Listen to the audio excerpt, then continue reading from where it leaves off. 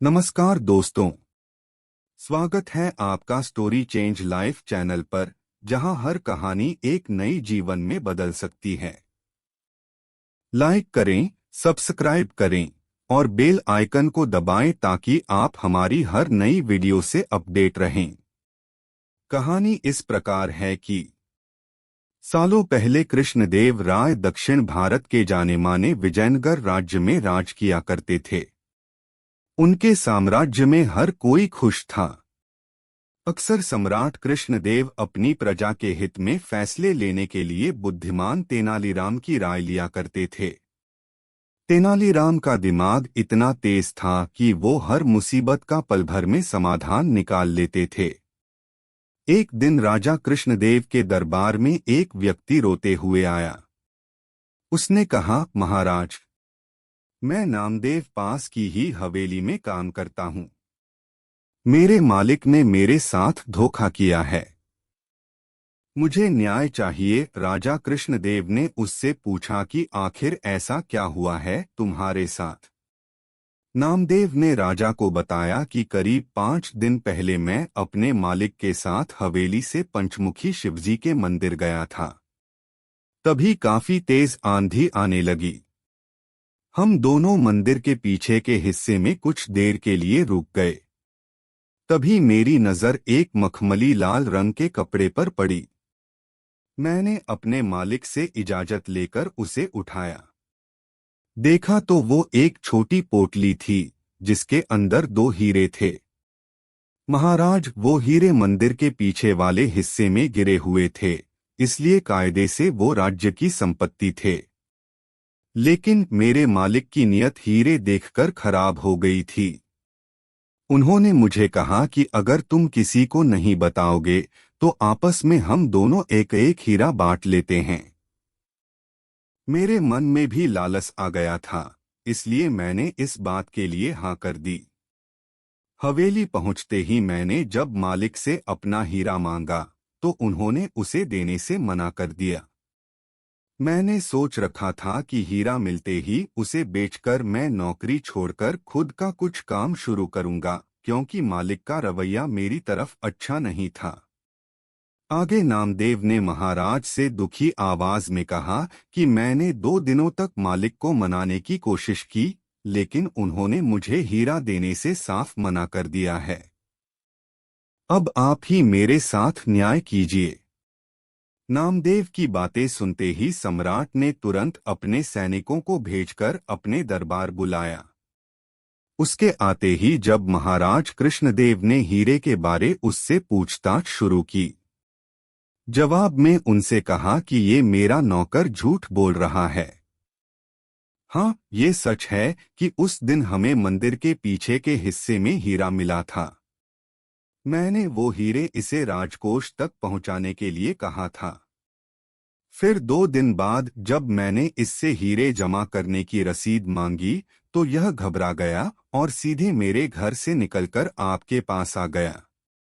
तब से यह सारी झूठी कहानी आपको सुना रहा है। तभी महाराज ने नामदेव के मालिक से पूछा कि क्या आपने इसे हीरे किसी के सामने दिए थे। नामदेव के मालिक ने कहा, हाँ महाराज, मैंने अपने 3 नौकरों के सामने इसे हीरे की पोटली दी थी। यह जानते ही राजा कृष्णदेव ने उन तीनों को बुलवाया। नौकरों ने दरबार में पहुंचते ही नामदेव के खिलाफ गवाही देते हुए कहा कि उनके मालिक ने नामदेव को हीरे उनके सामने ही दिए थे। तभी दरबार से निकलकर कुछ देर महाराज अकेले में अपने मंत्रियों से सलाह-मशवरा करने लगे। सबसे पहले राजा कृष्णदेव ने कहा कि मुझे नामदेव सच्चा लगता है। उनके अन्य मंत्रियों ने कहा कि महाराज, हम उन गवाहों को नजरअंदाज नहीं कर सकते हैं। फिर राजा कृष्णदेव ने तेनालीराम की तरफ देखते हुए इशारों में पूछा कि उनका क्या कहना है। मुस्कुराते हुए तेनालीराम ने कहा कि मैं अभी सच और झूठ का पता लगा लूंगा।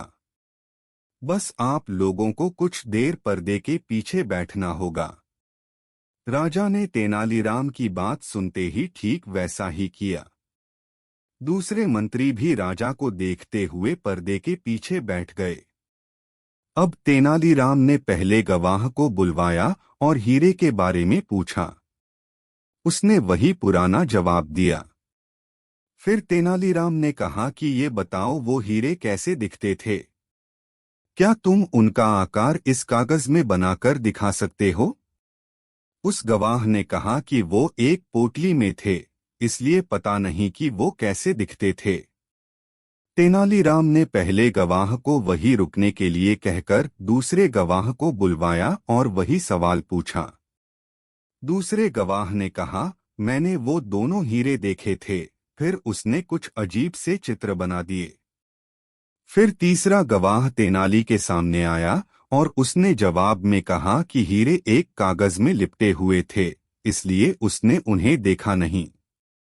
पर्दे के पीछे बैठे राजा ने तीनों गवाहों की बातें सुनी थी। सबकी अलग अलग बातों से यह स्पष्ट हो गया था कि नामदेव सच बोल रहा था और उसका मालिक झूठ। तीनों गवाह को भी समझ आ गया कि उनका झूठ पकड़ा गया है। सभी ने महाराज के पैर पकड़कर उनसे माफी मांगते हुए कहा कि हमें हमारे मालिक ने झूठ बोलने के लिए मजबूर किया था। हम ऐसा नहीं करते तो वो हमें काम से निकाल देते। राजा कृष्णदेव अब सीधे दरबार गए और नामदेव के मालिक को गिरफ्तार करके उसके घर की तलाशी करने का आदेश दिया। कुछ देर बाद ही सैनिकों को उसके घर में हीरे मिल गए। बस फिर क्या था, महाराज ने हीरे जब्त कर लिए और उस पर 30,000 स्वर्ण मुद्राओं का जुर्माना लगा दिया। उसमें से राजा ने 10,000 स्वर्ण मुद्राएं नामदेव को दे दी। कहानी से सीख। इस कहानी से दो सीख मिलती है। पहली कि किसी के साथ धोखा नहीं करना चाहिए, क्योंकि धोखे का अंजाम बुरा ही होता है।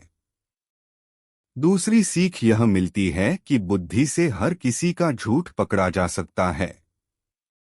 धन्यवाद दोस्तों कि आपने हमें देखा।